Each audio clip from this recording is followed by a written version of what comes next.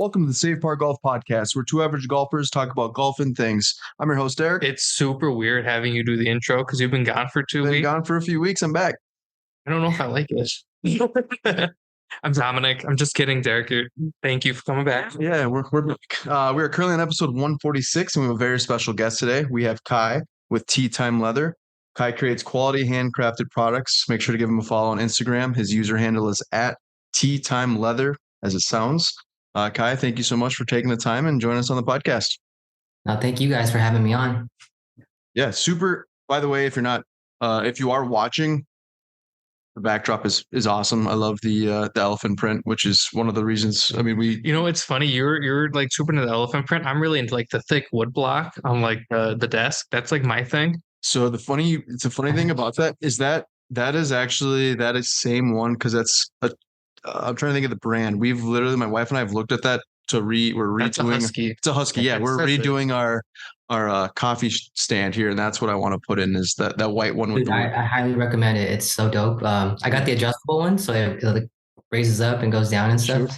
Because there's two different sizes. Yeah, I got to get the right one because the one is too long for our kitchen wall. But I have a buddy who would be like, "That's the dumbest piece of shit ever," and he'd be like, "Snap on or die." Oh, and I know who that is. Yeah, I know who that is too. And I'm like, Jesus Christ. I'm like, hey, can I borrow your Snap on air tool? He goes, no.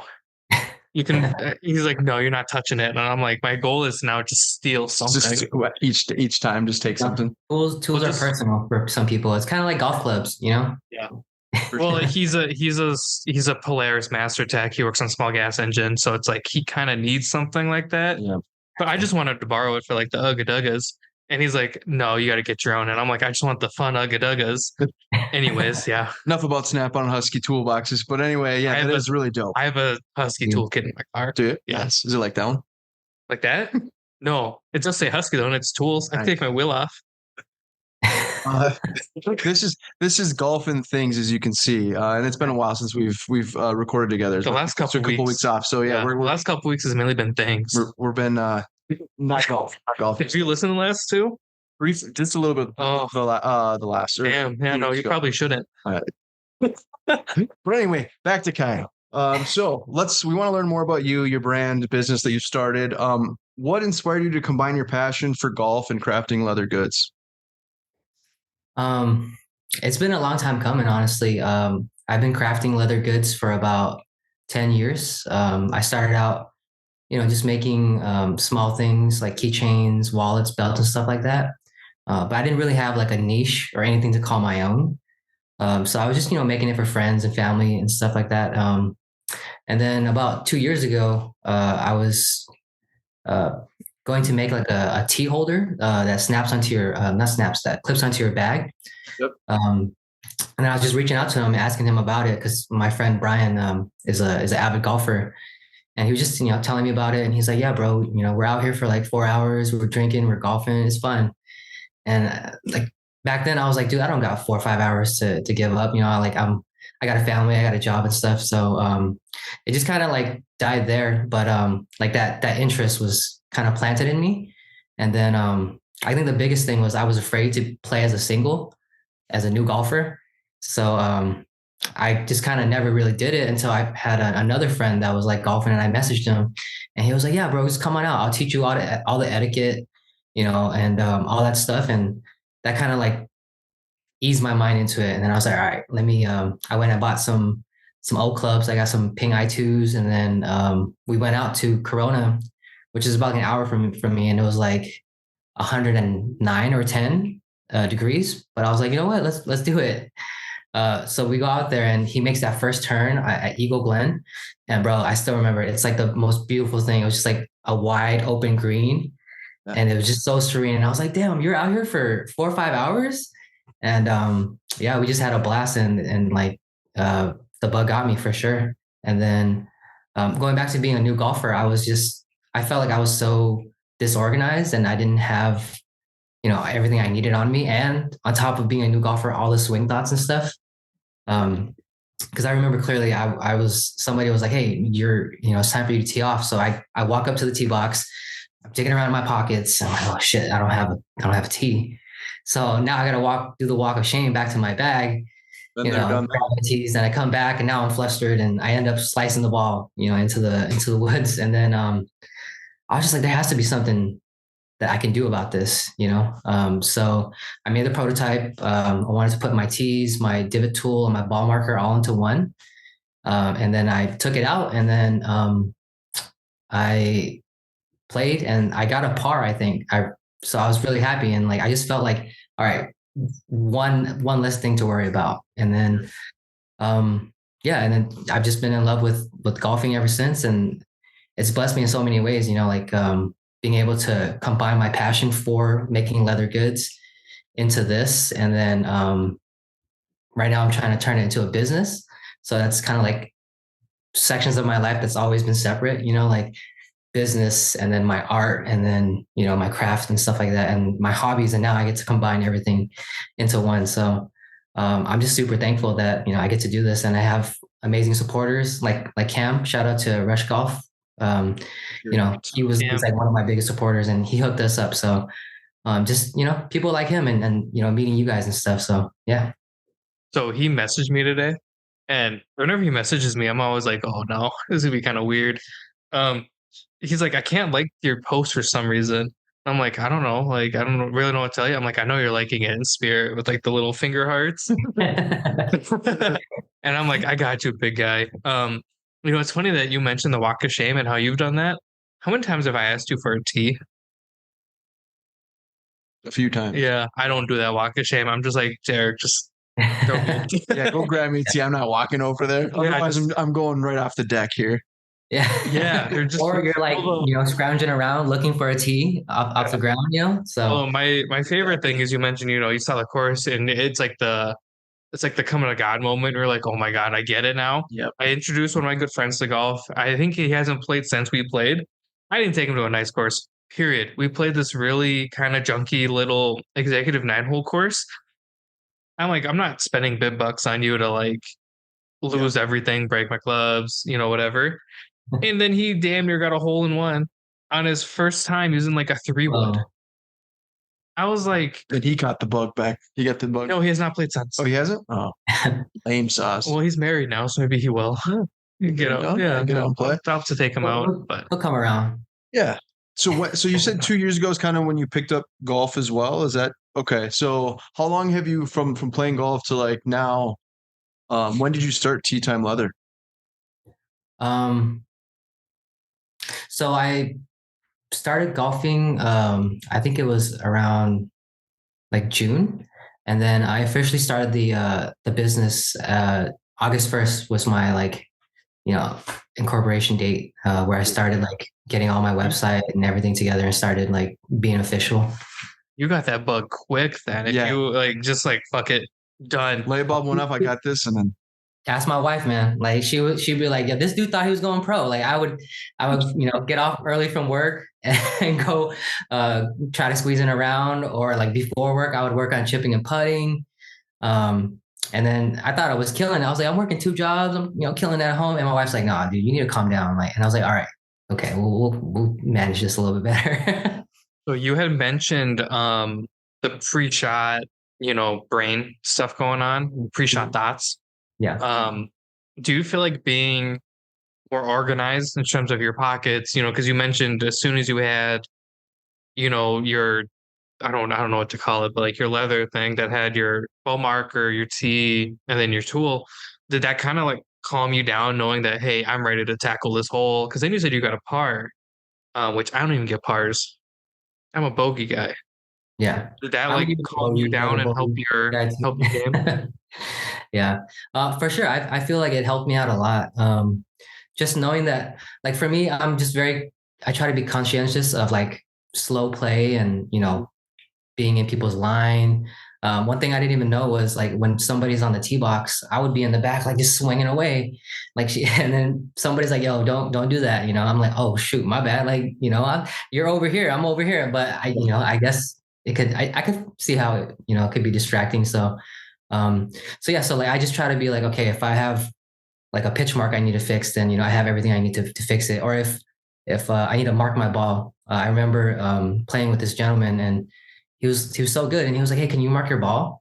And I was like, oh crap, I didn't have a ball marker. And then I had to, he threw me his ball marker and I had to use it. And I just felt like, oh, I'm an idiot, you know, sure. Even though he probably doesn't even care. But to me, I'm like, oh, you know. Yeah.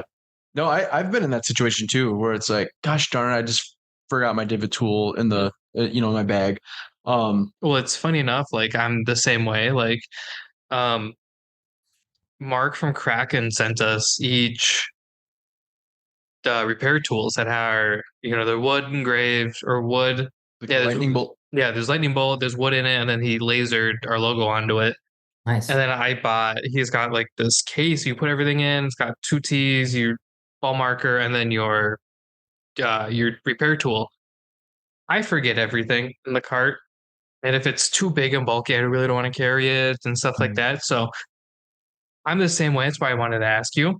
Because I'll throw that thing in my pocket the entire round. I'm like, oh, cool. I need a ball marker. It's right there. I can throw it down.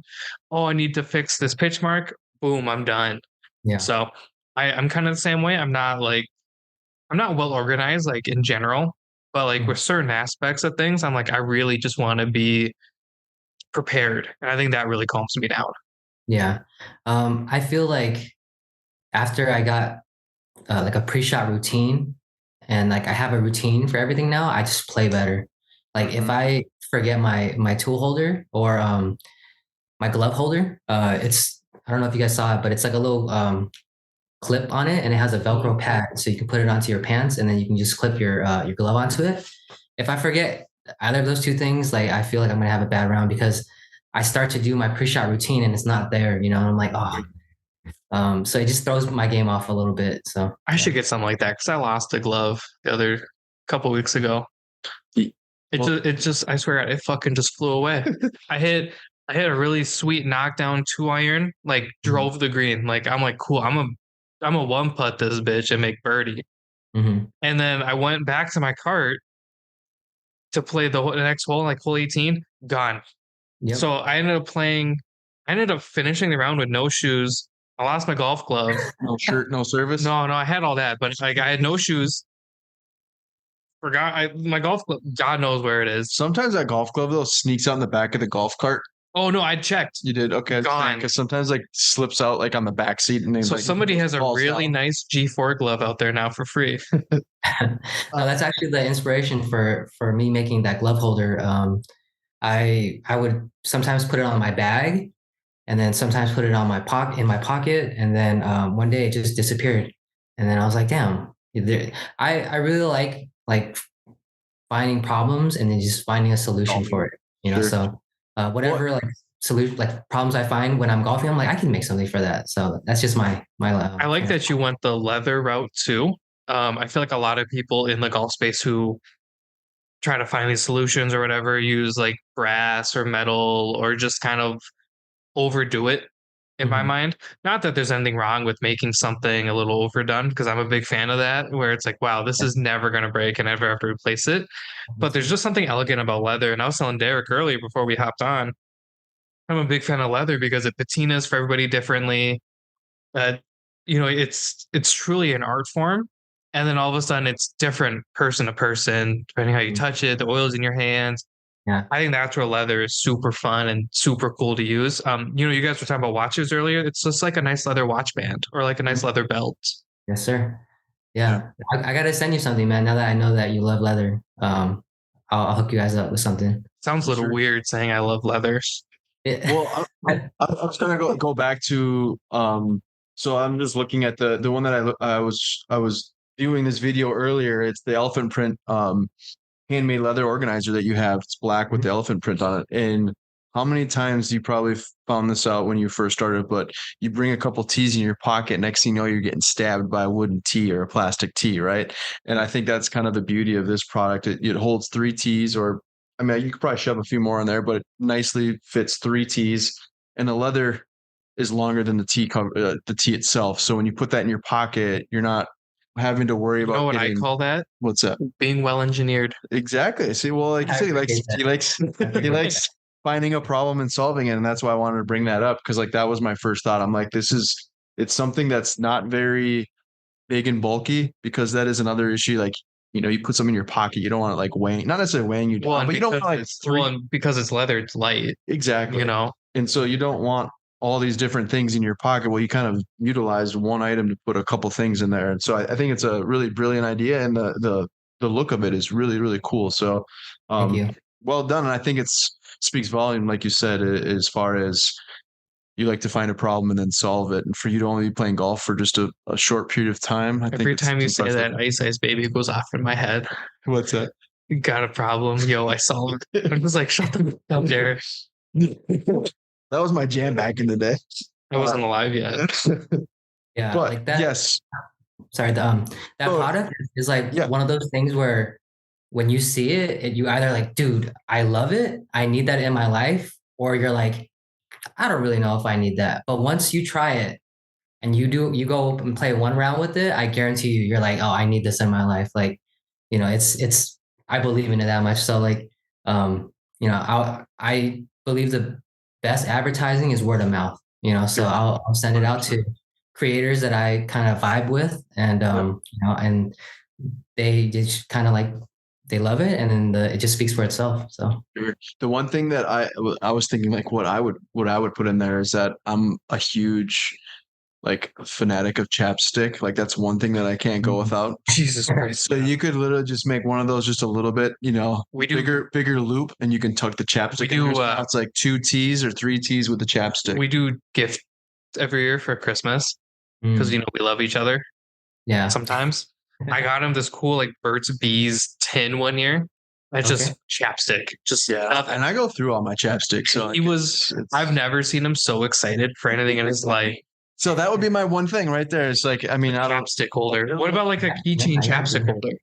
No, I just like something in my pocket, because like teas in my pocket, chapstick in my pocket, divot tool in my pocket. So now it's just eliminate everything all in one spot. So I don't know if you get anyone that had mentioned that, but that would be that's probably just a you thing. It could be just a me thing. Yeah, it's just a me thing, whatever. So you've created leather bag tags, pocket organizers. We just talked about divot tool holders. What has been like your favorite product you've created so far? Probably that divot tool and tee holder. I've been trying to like give it a name, but nobody really knows the name. I call it the Palmer, after Arnold Palmer, but the Palmer because it fits in the palm of your hand. I like it. That thing. So that's definitely like my favorite thing that I've made, and I use it, every single round.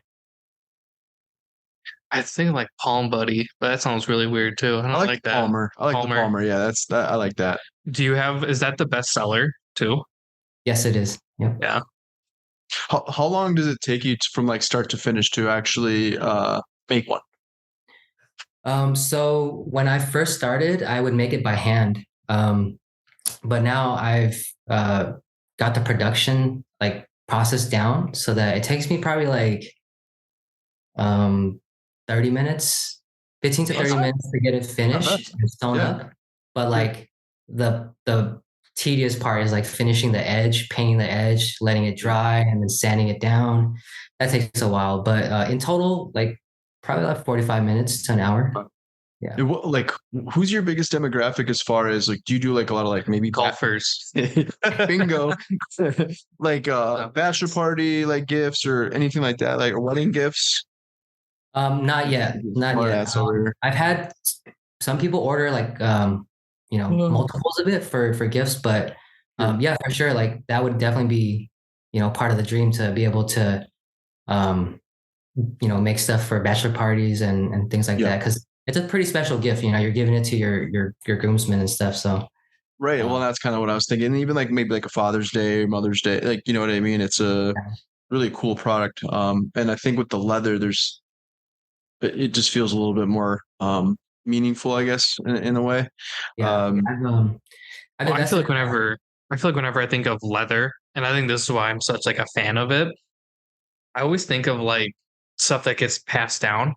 So like, for instance, like my great grandpa, I told him just like him. I don't really know him. He died when I was really little, but I'm told I have like the same mannerisms, and unfortunately, like the same lack of a filter at times, and the same affinity for rum, apparently, which is kind of dope. I don't know. I might just be adding that in for fun. Yeah, I think you are. But he has all these tools that he makes, like actual like wrenches and stuff that he has like melted, bent a certain way, and stuff like that gets handed down. But then like we have these like leather pouches. Like I have one that he made out of like a deer skin, and you can tell the patina, you can tell everything, and I think that's like the beauty of leather and stuff like that, is because as generations get it, it tells a story versus stuff where it's like, oh, this is metal, which fine, like metal does patina, it does blue and stuff like that, but I think that's where leather's really cool. It's just like an affinity for it. That thing is sick too. Yeah. With the Tomo, I'm on the Instagram, just kind of going through. I was looking at it earlier, but I really like the Tomo divot tool elephant print. God, we had Sunny on last year. Yeah. Or a couple years ago. Yeah. Oh, nice. Nice. What? So you said that you were kind of in the space before the golf, when you started picking up golf. What were you designing? You said keychains and all that stuff, but did you just do it like on the side, or did you have like a business as well that you were just kind of just for fun? Yeah, I would, like think about creating a business and stuff. But I never really did it. So I'm an X-ray tech by schooling. So I did that for a couple of years after school, and then my family, we own some restaurants, and then I kind of got into the family business, helped grow that. Figured out that that's not what I love to do, and then I took a step back from that, and then but so grateful for that, because I was able to take everything I learned business wise and now apply it to my own business. So yeah, that's awesome. Have you had any issues with getting materials as far as like leathers or like different, like any raw materials? Did you have any issues with that? No, I think maybe during COVID that would have been an issue, but I started like in 2022, so kind of stuff was getting back to normalcy a little. So pretty much normal. Yeah. I also see you're a big fan of Stogies and Bogies. Jesse's in our group chat. He and I flirt all the time. What's up, Jesse? Yeah. He's another dude that's, again, just like you, found a problem, solved it, and is just like, blown up. Like he's in Dick's Sporting Goods now. He's a huge inspiration for me. Like I watch his stuff and I'm like, I love everything he does. He's so creative, and him getting into like the PGA store, I was like, dude, that's so amazing. Like, I definitely want to like pick his brain and see and talk to him, like, how he got there and stuff. Cause that's where I want to be, like we can set that up if you ever need to. Let me know. Like we know Jesse, he's come out to one of our events. I remember I met him. I was a little drunk and I'm like, holy shit, you're tall. He's like, I get that a lot. He's like, you want to hit this shot? And I'm like, no. He's like, hit it. And it was a pretty solid shot, but it was short. And I'm like, you can take it back. He's obviously I see you have like the leather humidor. I have one as well. Any plans to do anything like that? I know you did the 2 cigar holder, which is super cool. Mm-hmm. Is that like another avenue you want to go? Yes, sir. So eventually I want to grow this business into like a producer and manufacturer for like leather goods for the golfing community. Because like when I started this business, I was hand making everything, but I ran into the problem of like, how do I scale this? Mm-hmm. So I explored the possibility of working, with manufacturers in China and stuff. But I've quickly found out that like it's the communication is so hard, the wait time of getting a sample made and sent over, and I felt like I was just wasting money and time. And then they would be like, yeah, you need to get 1,000 of these. I'm like, I don't know if I can sell 1,000 of these, bro. Like this is a big investment. Yeah. So I was like, you know what? Instead of me putting my money into one product and one kind of all my eggs into one basket, I was like, I'm going to get a sewing machine and I'm going to build out my workshop, and I'm going to be the person that makes my own things. And then I really love working with speed. So like an idea comes to me, I want to be able to like bring it from my brain or whoever I'm collaborating with, from an idea to a prototype to a finished product. and then we get it out there. And then, if people like it, cool. We got a product that we know that people like. If not, then we take it back to the drawing board and we figure out what we need to do. And you don't have to invest, thousands of dollars into that. And that it's coming from, small business, and it's made in California, so that's the ultimate goal. That's awesome. Well, I think it's so much better than, because there's all these like luxury brands that use leather, like Gucci, Prada, Coach being a little bit smaller. I saw this guy on TikTok and he cuts apart all the leather and like determines like, hey, this $400 leather belt only uses like $20 worth of leather. I would much rather buy it from somebody like you, where it's like, hey, I handmade this. It's in my shop. I'm sure you inspect everything, and if it's flawed, you redo it. I'm sure you're not sending out, I have stuff. A whole drawer full of rejects, man. Like and you're supporting a small business as well. Exactly. Yeah. No, it's small business. It's made in the U.S. Obviously, for us, it's not Minnesota made, which is fine. It's California made. We have a lot of connections, a lot of friends over there. Might as well be our second home. Yeah, I've only been there once, but I feel like I'm a Californian. maybe more of a Bay Area native. But like stuff like that, I just feel like it goes such a long way, where yes, you could buy it on Amazon from someone in China or from these big brands, and I'm like, or you could just do the research, find somebody who's going to hand make it and love this thing forever. Because maybe one day, when you retire from golf or whatever, now your kid has all this stuff and you're like, hey, my dad made this. Yeah, pass it on. And then they pass and say, hey, my grandpa made this, and it still looks pristine. Like to me, that's the beauty of it. And that's the type of stuff that I don't want to say gets me going, but it's like that's the type of stuff that I want to support. Thank you. I appreciate that. Are there any new products or designs that you're currently working on or excited to talk about? Yeah, I've got all kinds of projects going on. I've been reaching out to creators that I love, and we have a bunch of projects lined up. I've been posting like little teasers and stuff. Like one of the biggest ones is Golf Life Metals. I don't know if you guys are familiar with him.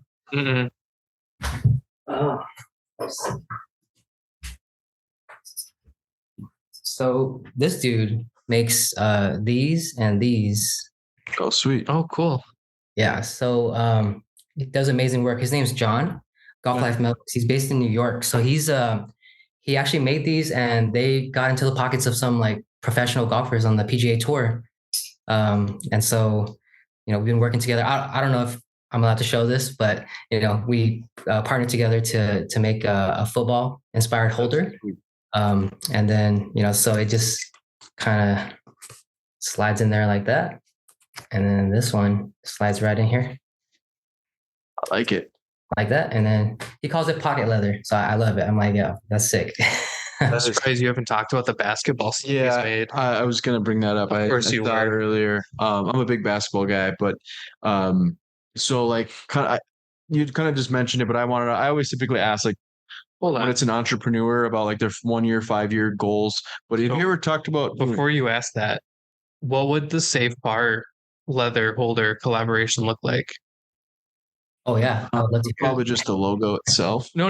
Like what would it? Oh, I don't know. Like, because obviously you didn't ask us. That's fine. We're not saying we're not trying to do that. But I think if we're going to do it, we got to do a basketball leather for you.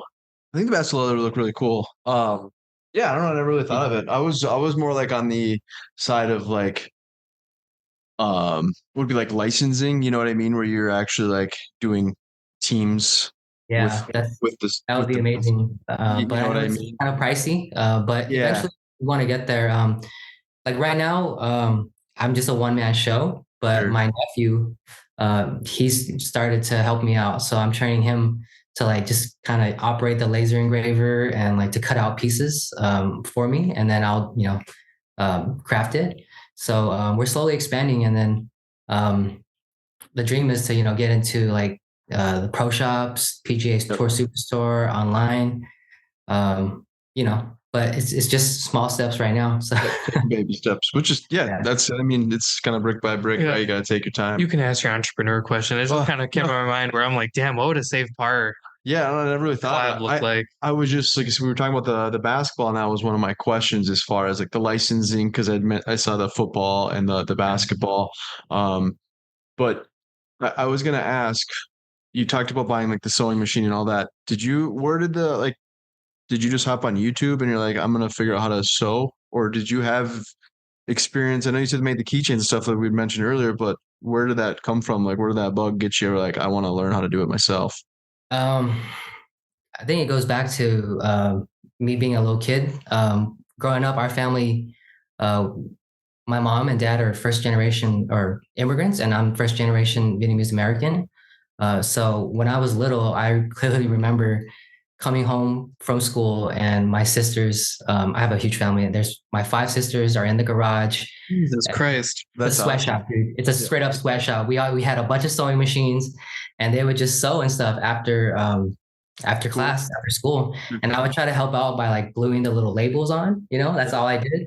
But just that entrepreneur spirit of like, and of just trying to achieve the American dream. I think that stuck with me throughout my life. And then growing up, we didn't really have a ton of money. I love sneakers, but I couldn't really afford it. So I would always draw. I was like designing my own sneakers and stuff and drawing it. I remember I had a pair of Dunks and I really wanted some SB Dunks, with a fat tongue and stuff. And then I couldn't afford it. So I bought the regular Dunks. I, opened up the tongue, stuffed it, sewed the little tag back on. And I was like, yeah, I got me a pair of sweet, gray Dunks, SB Dunks. And just things like that. Like I really love working with my hands and just crafting things. I feel like it's a lot easier too nowadays. It's like we have so much, like we have access to so many different like videos of like how to do certain things, right? Like you kind of had an idea of what you were doing. Yeah, YouTube is 100% where I've learned most things. Just watching other people like make stuff, and I'm like little things that I would never know. I watched it and I was like, oh, so that's how they do it, So just little things like that. Do you ever like send any like messages? Maybe there's an Instagram account that you like really like, and you're like, hey, how do you do this? Because I know like we've talked about this with other entrepreneurs in the golf space where like there's a lot of it's a pretty tight knit community, so to speak, where sometimes you'll get in. Like I'm super lucky. I do a lot of photography on the side. Incredibly lucky to own 2 Leicas and one of them being an M2. Literally like one of my dream cameras. I'm in this thing for the long haul. It's so expensive. I could have bought a car, and now I have a camera. One of many. But like I'm incredibly lucky to be able to pick the brain of someone we're really close to who shoots for the Niners and shoots for the NFL and currently has his stuff being displayed in the Leica store in San Francisco. Nice. That's not something that anybody can just do, right? So sometimes you'll get lucky and like on Instagram, and I hate how clicky the different companies can be, where it's like, you're not trying to rip them off. You're just like, hey, how do I do this? Mm-hmm. Sure. And I think that's the beauty of the golf community at times, but I also feel like it's at times where you're just like, God, you should just answer my damn question and I'll get on my way. No, there's everyone that I've met through golf has been so open to like sharing and, that's good. Supporting each other. Mm-hmm. Another person would be Dane from Matchstick Golf. So I reached out to him and just been talking to him and, kind of like you kind of picking his brain a little bit, and he's been a huge help. And we're in the talks of collaborating and maybe working together in the future. So everyone that I've met so far through golf has been like, whatever you need, just ask the question type of thing. I got a message about a collaboration with you and I. Really? Yeah, we'll talk after because you're so in. I didn't want to answer for you, but I was like, yeah, we're in. How did Virgil play a part into like your inspiration and everything? Virgil Abloh.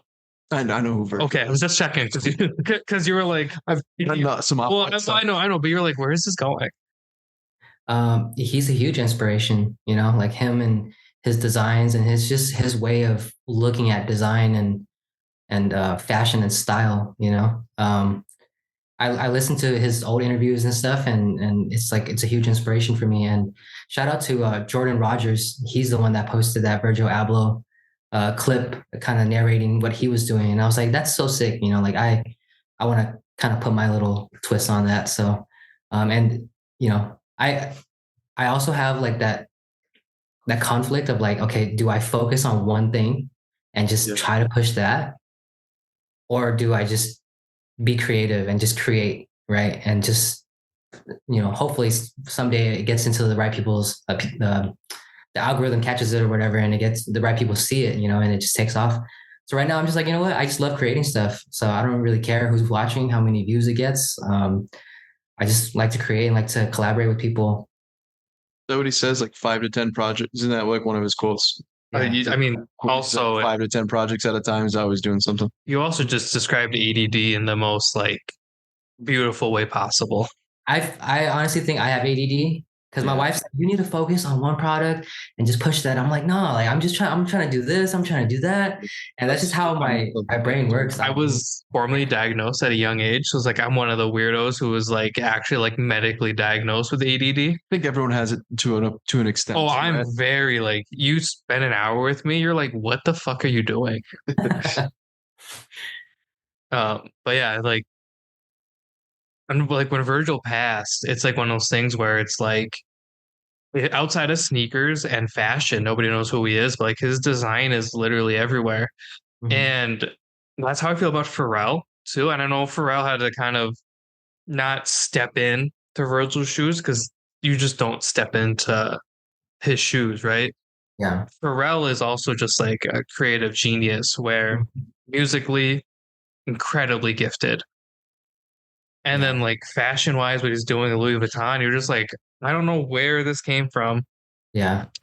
But his brain is I have crazy. A quote from him that I have saved that I'm going to make a video of. And he's just like, you know, I love like collaborating with somebody. You kind of have to know to like step back and let them shine type of thing. That's what I've been, you know, trying to practice. Like, okay, like I've learned to ask like, with the people that I'm collaborating with, like, what can I do for you? You know, like, what are your goals? What are your dreams? And then, you know, we go from there. Well, and that's exactly what this is, right? We were talking to Roger Steele, and I was saying this, we basically created this platform to give it away, right? Mm-hmm. I don't care if we get 1 billion streams. I don't care if we get 10 streams. The fact of the matter is, this is for you. You know, this is obviously we created this platform, but we're giving you, you know, your time to shine because we truly believe in what you're doing. Mm-hmm. And that's something Derek and I have sat down many times and been like, dude, what happens if we don't blow up? And we're always come to the same conclusion. We're having fun. Who cares if we blow up or not? Yep. You know, I know the people that listen to us on a weekly basis really enjoy us. And I know that because they talk to us every week about it. And I get funny messages all the time where it's like, Dom, you shouldn't say that. And I'm like, but you're listening and you caught it. Greg is one of those guys from the Pioneer 6. He's like, it's so funny that you always say that I'm the one who's going to yell at you. And I'm like, but here you are yelling at me. And we do it because we enjoy it. We're not doing it to make $1 billion or, you know, to explode. If we blow up, sweet. Has that happened? No. Maybe a PGA Pro is like, who the fuck are these two? And here we are. You know, I don't know if that's happened. I know we've had PGA Pros on, which is had a lot of big guests. I mean, that's the thing. Like every guest we have is some like whether it's an entrepreneur, it's someone that we're like interested in wanting to learn about, and talk to, and it's always somebody that we're like, you know, we either look up to you, we've been following you for a while, or we're just super into what you're doing and want to, you know, see if we can help you in any way. Yeah. And I really appreciate that you're the same way where you're like, I don't care how many views we get, blah, blah. I was just telling Derek, obviously he's been gone for 2 weeks. He's been doing like a little bit of social media detox. I post 2 reels every week for the podcast and I'm like, they're just not doing well. And then I did one unboxing hats and that's the one that is popping right now. The algorithm's so crazy. It's so weird. It doesn't make sense, but it's like, I'm not going to stop because it's like, we've had so many great conversations and it's like, I don't want to not post about it. Yeah. The algorithm's wild. Yeah. Yeah. It's like Saturday at 10 a.m. and it's still getting views. I'm like, I don't know what's going on. Yeah. It's like, sometimes I'll spend, you know, a ton of time on a video and I post it and it's like crickets. I'm like, all right. And then like I'll go to the driving range and it's just balls falling into a bucket. Like boom, 20,000 views. I'm like, what? It's crazy. Isn't it crazy how it works like that? Yeah. I feel like even like I'm not a big TikTok fan by any means, but I feel like their algorithm is it's TikTok doesn't make sense to me either, bro. Yeah, I'm like, I love Instagram, but yeah, the algorithm is definitely it's changing constantly. But to go back to like the collaborative side and like talking about Virgil. Oh yeah, so not to interrupt, but that reminds me, it's like we had a really like long string of like reels not doing anything, and then the reel of Derek spraying his golf grip with gecko cleaner and rubbing it. I was like, well, don't know what the hell's going on, but that popped off and then it just nose dove again. Like, I don't know what. It's weird. You sometimes like it's literally just you spraying your grip. You get into like you'll hit like several videos of like right in a row, and then all of a sudden like it'll plateau and then drop, and then all of a sudden it's like you do photos. It's weird. Like photos for the longest time, obviously, is like how it really popped. It was all photos, memes, whatever it might be, and then it went to reels, and then it's kind of went back to photo. It's just really weird, but so yeah, it's kind of hard to really track. But on the collaborative side, I know you said you kind of have stuff in the works right now, but if there's one company that you would like to collaborate with, who would it be? Could be anything. Like it doesn't have to be even golf related. It could just be in general, like just any type of company. Malbon. Yeah. Yeah, they're awesome. Steven. The more I listen to interviews with him, the more I like him. He's awesome. Because at first take, you're like, oh, he's kind of douchey. And then you like actually sit down and listen to him and you're like, holy shit, he actually cares. And he's doing it because he loves it and not doing it to make $1 billion. Granted, his company is super popular. About his like addiction and replacing a bad addiction with a good addiction. I'm like, dude, that's me right there. Yeah. No, I sat down and I actually watched the interview where he was like, hey man, like I kept doing all these things and then I kept going back to golf. And I was like, oh my God, this is so interesting. So yeah, it's cool, dude. I wish his stuff was a little bit more affordable so I'd have a lot of it, but God damn, is it nice. It is nice. Yeah. I had a couple of his shirts at one time and it's really cool to see him too. Like me and him messaged back and forth like a long time ago and just kind of see like where he's taken off. It's just really cool. And then also like he's in the video game, like that's so dope. Him and Ben Baller are just yeah. Well, they have that Par 3 podcast. It's really cool. Is there anything that you would like to add before, or you would like to ask? We were going to hop into some rapid fire questions and we can kind of wrap it up. But I just want to make sure that if there's anything that you wanted to add that we maybe missed. I'm good. I'll tell Jesse you're a fan. Don't worry, I got you. Thank you. He'll probably flirt with me a little bit, but that's okay. Oh, okay. All right. So we'll kick it off here. So if you could design any accessory for any professional golfer, who would it be and what would you create? So it could be an item that you already have created, but what item would it be and who would the golfer be? I would love to get one of my Palmers, into Min Woo Lee's hands. I just love him, man. He's just swag out there, and I love like the campaign that Lululemon is doing for him. I'm like, that's sick, and it's different. I love that he interacts with like fans and stuff on social media too. Like that whole thing was just genius, bro. Yeah. They all came out there with their little hats and stuff. Super smart. Yeah. He knows how to advertise. Well, I just feel like golfers don't like interact with people. Whereas all of a sudden you see Min Woo Lee just like shooting the shit with people in his comments. I'm like, what is this? And I'm like, I like him. Well, that's the cool thing about golf nowadays too, is it's always been really stuffy in all sorts of aspects, and even on that side. And now it's like some of these players are trying to relate with a lot of the fans, and it's a great way to do so. So I like that. That's last week I had Matt and JJ on from No Bunker, No Bogeys. They were talking about how the LPGA does such a good job interacting with people, but also hyping up their stars. And, you've got all these things where it's like Nelly Corda and obviously, what's her name is on a tear. She just won the, Lydia Ko is on just a tear, and I feel like they're more vocal than the PGA is. And it's a little bit more interactive with the fans. And I think that's so cool. I don't know where I was going with that. Sometimes I just say things and hope I get there. It's all good. It's ADD in me. Let's see. Okay, yeah. Do you have a favorite Instagram page? Golf related or non-golf related, doesn't matter. Tea Time Leather. Okay, other than yourself, yeah. That's a good answer. Kicks Covers. That dude has been a huge inspiration, and he's been a huge support for me. Like I love everything he does. And he's a huge fan of the elephant print. And when we started talking, I thought he'd be like, since he had so many followers, he'd be like, get out of here, dude. I want to work with you type thing. But he was like, bro, I love your stuff. Like, I have an idea for this. And then we just connected, and he's been a huge support for me and a mentor in a way. We did a pod. I don't think you were there. No. I did a pod with him a while back. If you're ever curious, want to go listen to like his thought process. Okay. He talked. Oh, God, way too long. But yeah, no, super cool guy. We have custom driver covers that he made us, and super cool. Yeah. Yeah. Awesome. I'm like scrolling back to see when it was. October of 2023. So you scroll back a little bit, but we had him on. Super cool guy. Really, really enjoyed it. Talked about his embroidery and everything. Mm-hmm. Yeah, he's got like the dream workshop. So what he really does. What's your favorite watch? My Rolex, the 16710. I just love it because like if I feel like being a little flashy, I got the Pepsi bezel on it. If I want to be more low key, I'll switch out to the black bezel.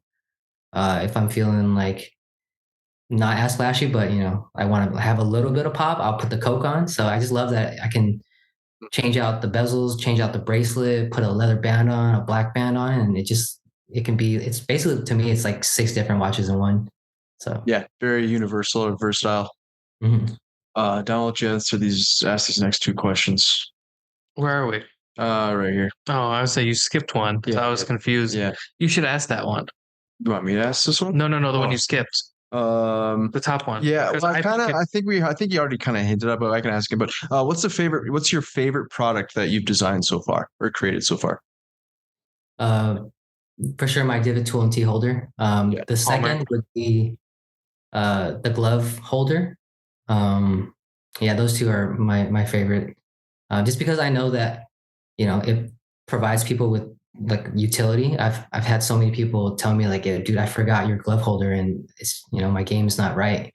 And so that's, to me, that's like the biggest compliment. I'm like, yes, I designed something that somebody uses and that they love, and it actually functions for them. So for, I don't know, designers out there, like form and function is like the ultimate, the grail. When you get both in, it's like, all right, I did something. You're onto something. Yep.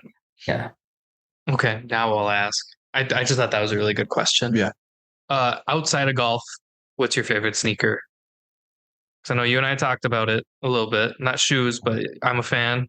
I have way too many. I have a okay Jordan collection. I love Nikes, Dunks. My favorite would probably be the Jordan 3 Cements with a little bit of elephant print on the back. Growing up, I was never able to afford them. So when the Reimagine came out, I was like, oh, dude, I'm sold. Like I scooped them up immediately. Heck yeah. What's yours? Favorite shoe? I would probably have to say the 85 Jordan 1. That's one of my all-time favorites that I want to own one day. But I would say I really do like the 11s. And a funny story about that, I forgot to tell you yesterday. So I went thrifting yesterday. Dude, I haven't seen you in like 2 weeks. It's been a while, but I went thrifting randomly. I used to do it a lot. Text me. I used to do it a lot. What? You didn't even text me in 2 weeks. I had to text you. A little bit of texting. I literally went on like a power down. Nice. Full on detox. And I honestly kind of actually really enjoyed it. Everyone's like, where's Derek? I'm like, I don't know. Ask Derek. Yeah, I honestly like it felt great. That is the one thing. Like I actually really enjoyed it. I haven't really been on Safe Par for probably 2 to 3 weeks. And you want to take over the pod and then I can take 2 weeks off? No, like just take it off. I mean, honestly, it's just, you can fire it back up. But I ended up finding a pair of Jordan 11 Bred Lows, the 2015 release, and they were $9, and they were my size. And Dude. I cleaned them up, and it's funny. I had like a discount, so I got them for $7. Oh, they actually look pretty good. So I'm like, but the Jordan 11s are probably one of my favorite shoes. But like after a lot of wear and tear, though, they just don't look very great. But as a brand new shoe, it is probably besides the Space Jam and the Breds are probably my two favorite shoes. Nice. But they just and the threes, the 88 3 cements are the 88. Those are sick. Yeah. How about you? So I'm thinking of like the ones I own. One of my all-timers, I have the black Levi Jordan 4s. Oh, I remember. Yeah. Did you get two pair of those? No, I should have gotten two because I wanted to distress one, and then all of a sudden the prices went bonkers. I love those. One of my low-key favorites are the metallic red ones. I got those back in like 2016 on clearance, and every time I wear them, everyone's like, the hell are those? I'm like, oh, you just kind of had to be around in 2016, like collecting. And I mean, I've been doing it since 2013, 2014. So then when the new ones with the 85 cut came out, I overspent on GOAT and bought them early. No regrets. So it's like, it's cool because I have the lows, the highs, and then the 85 cut, brand new in box still. I actually have a pair of 97 12s. Mm-hmm. I had a pair of the 95 11s at one point. Well, I actually from Net Meg. What's his name? I don't know, but I wanted a pair of shoes as old as I was. So for my birthday one year, I bought a pair of original Flint 12s from 1997. The Flint 12s. Whoa. Yeah. Okay. Or no, maybe they're not the Flints. So you guys are sneakerheads. I love it. You guys are pulling out like, what are sneakers that most people don't talk about. Yeah. That's my thing. I've always been into one of my favorite shoes that I do own actually. French Blue. I'm sorry. They're the French Blue 12s, yeah, from 97. The Flint is the 13. Yeah, I was gonna say it's the same freaking color. Just a different model. Yeah. No, I'm sorry. The French Blue 12s from 97. Gotcha. But yeah, my big thing is I've always enjoyed shoes that are like a little different, a little obscure. Like I love foams. Who the hell is wearing foams anymore outside the DMV? I wore a pair at the Timberwolves game last year. The Foamposites? Yeah. The Royal Blues. I have the Valentine's Day ones that are floral. Yeah, those are sweet. And then I have the pro model with the swoosh at the Sequoias. They're kind of coming back again. I mean, they kind of went away, I guess, but they were popping for a while. They have a lot. Now they just released, I think, Royals just I have a really cool like Salomon connection. So like I get like half off Salomon all the time. I know Salomon's still kind of popping. What's the most you'd ever pay for a pair of shoes? Like if it was like 88 signed by Jordan, like what's the most you would spend on those? My firstborn kid. I'd pop out a kid just to trade. Yeah, I don't even know, man. Like I don't know, like I can't see myself like more than like $400 or $500. I'm like, I can't. So our guy Raul from Los Calferos, he's got a Paris Dunk, which is insane. I say besides with the Paris Dunks, I think are you familiar with Jeff with Chasing Aces out in Oregon? Mm-hmm. So it's pretty cool. You would have loved Jeff. Yeah, Jeff's really cool. He's also a big sneaker, but he's all about like giving back. And it's called Chasing Aces. It's kind of a really sad story about his dog passed away in like a freak accident. And so his logo is actually his golden retriever. It's really cool. So he does a lot of cool stuff. But anyway, we had him on the podcast for it was like an hour and a half, 2 hours. We should reconnect with Jeff. Yeah. But he was telling us, so he used to work in the, he played college basketball back in the day, but he worked in the restaurant industry, kind of in the high end restaurant industry. Yeah.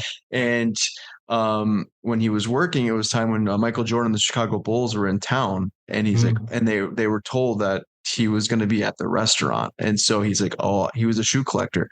And I want to say it was the Jordan 11s. I could be wrong. I remember being the 11 because I remember him hiding the 11s at work. Michael came in, sat down. Yep. And then he booked it to get the 11s, came back, had Jordan behind a dumpster outside. Had Jordan sign them and then left. Yeah, because they were like, do not ask for autographs. And he was like, I believe if I'm not mistaken, I believe he ended up randomly running into him in the elevator. Mm-hmm. And he's like, hey, I got a pair of shoes. Like, would you sign them? And he signed them. And I think was Tinker there too. I don't remember if Tinker. I don't know if Tinker was there, but it was a pretty cool story. So it was really wild. So yeah, we kind of get off track with the golf and things, but no, we do like to end the podcast with a food related question. So I'll let Dom ask it however you want. If we're there, funny enough, whatever you want. Well, funny enough, I've been on like a Vietnamese food kick lately. It's been a lot of banh mi's because they're fucking good. Yeah. Best sandwich. Best sandwich. I love banh mi's. I also just love Vietnamese fried chicken. Don't know how the hell they do it. So good. Anyways, we're over in your neck of the woods. Where are we gonna go eat? Ooh, and what you can do is you could do like a breakfast, lunch, dinner type thing. Oh shoot! Okay. Full day activity. Okay, so for breakfast, we're probably gonna get some. I was gonna say chicken and waffles, but I'd be down for that. Or for lunch or dinner, I wanted to get some Korean fried chicken. So I don't know. All right. Since you're a Vietnamese food fan, for breakfast, have you ever had it's called a ba ne? So it's basically like so it's a steak with eggs and stuff, and it comes on a hot plate, and then it comes with some banh mi on the side, and then you can dip it in there. So I'm in. Yep. Yeah, steak and eggs. That's breakfast. That's breakfast. Down for that. For lunch. All right, for lunch, probably the Korean fried chicken with the bulgogi pizza. Is there a specific restaurant that we would go to that you like that comes to mind? So shout out to Love Letters in La Habra. It's the best Korean fried chicken around. Okay. Yep. Love Letters. That's a cool name too.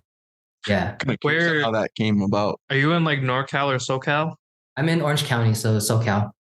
Okay. Sweet. Okay, so we could actually go visit that. Yep. Yeah, if you guys come, we're gonna go to these spots. So we're not to like drop a big hint, but we're coming. Okay. Not like 4 hours, dude. We're heading out. Well, like no, I'm just kidding. Well, like May. Yeah. Okay. So we'll make it work. All right. What about dinner? All right, for dinner, we're gonna mix it up a little bit. We're gonna go to Himizu. So it's like a Asian fusion. So like big fan. They got sushi. They got the best oysters that come with this ponzu sauce. Then they got A5 Wagyu steak, some bomb noodles and stuff. So yeah. What is it called? Himizu. It's in Fountain Valley. Okay.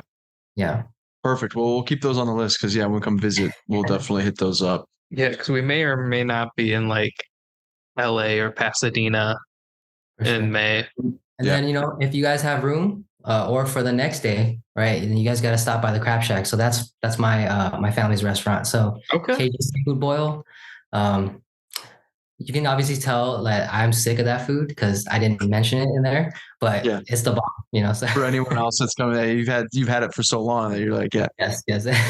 Hi, man. It's been a pleasure meeting you and talking to you, and we wish you nothing but the best. And hopefully, we can have you on the podcast down the road again. No, thank you so much. It was super fun talking to you guys. Good. I feel like we're three peas in a pot, absolutely. I would say which one's getting excluded. Two paper boxes. Well, I mean, you haven't been in for 2 weeks. Okay. But I appreciate you guys having me on, and I look forward to linking up and when you guys come out here.